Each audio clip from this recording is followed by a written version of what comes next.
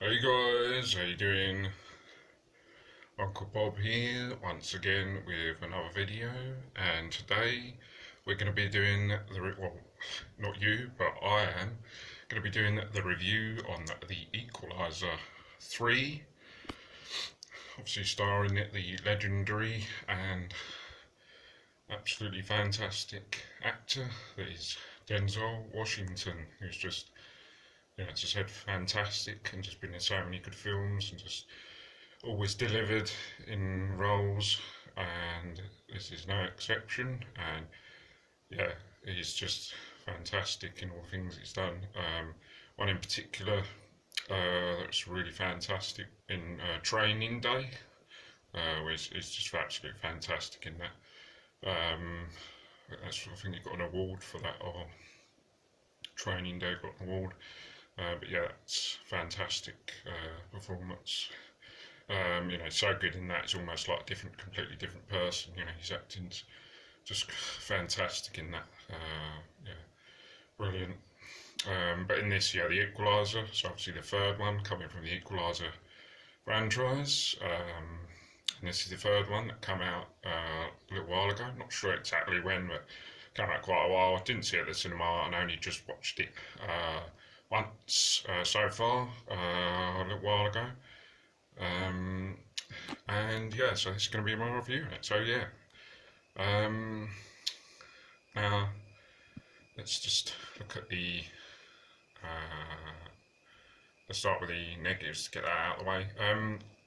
It's actually quite shorter than the other two Equalizers. The first one and the second one. I think they're sort of like in the range of like 2 hour region. I'm pretty sure.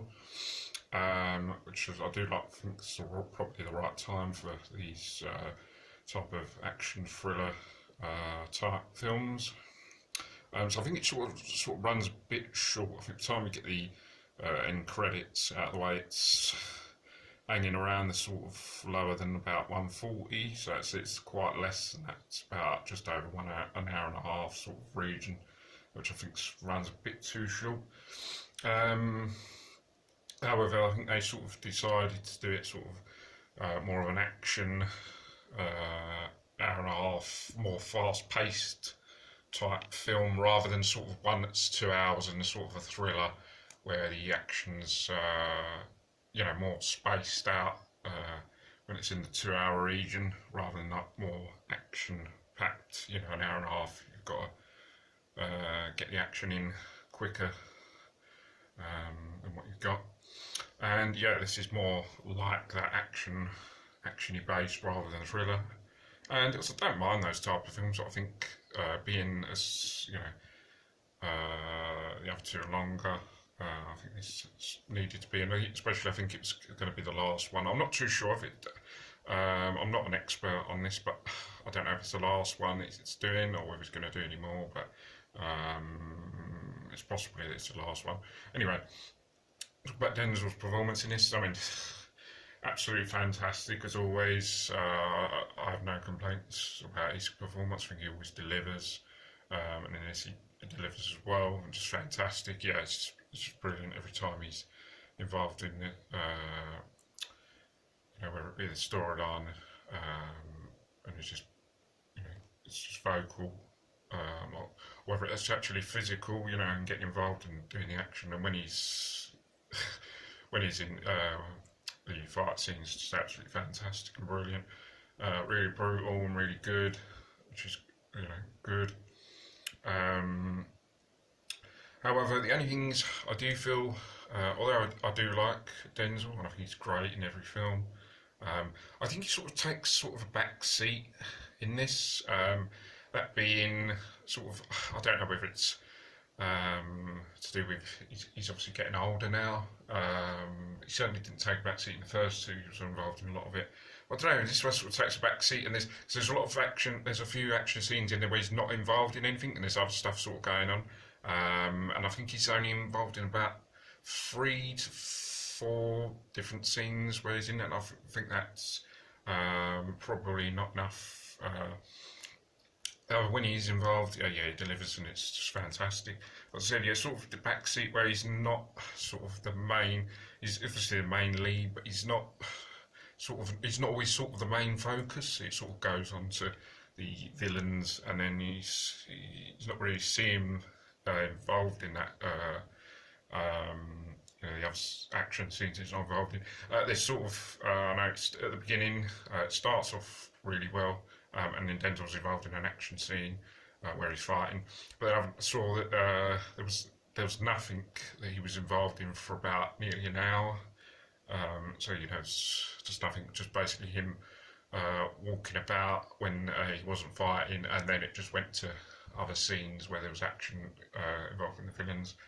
So yeah, I think the negatives only he's not involved as much, taking more of a backseaty type role than getting involved. Sort of like Bruce Willis. Sort of as he's got older, he's retired now, but the ones that he made, Bruce Willis direct to DVD. He sort of took a back seat more and wasn't involved in much, just every now and again action scenes, but other than that sort of took a back seat role. And this is sort of like how Denzel's in this. I don't know if he's going to do that as he's getting older now, and going to do that more frequently like Bruce did in a lot of his later films. But still, when he's involved, fantastic, and you can't knock that. And yeah, as I said, I still think it's good, but it's not as good as what I thought it was going to be, and it's not a case where you can say this one's the best one, because it's definitely not. I'd say the first and the second, probably the first is the best one. I quite enjoy the first one whenever I watch it, and I think it's quite enjoyable as well, and I think I like it all the way through. And this is right in places, but not enjoyable as first, but still pretty good. And I still would recommend it if you're a Denzel Washington fan, obviously. But if you occasionally want to watch it anyway. But yeah, I definitely would say check it out anyway, because when he is involved, it's really, really good. So I think it's going to be. I'm going to wrap this up for this video because I'm sort of running short. I've got a few other videos to do. I'm running short of battery life on this phone. I've been charging it, but it's sometimes it charges and sometimes it's I think there's something wrong with the wire or something. It's not really charging properly sometimes. It's a bit strange. It charges sometimes, but then it takes hours and hours to charge some other times. Going to try and do these quite quick, these reviews. Anyway, going to wrap this up. But that's my review on that. Hope you guys enjoy this video. Don't forget to subscribe if you haven't already. And hope you guys have a good Christmas. And see you guys on the next video. So take care. Bye for now. See you soon.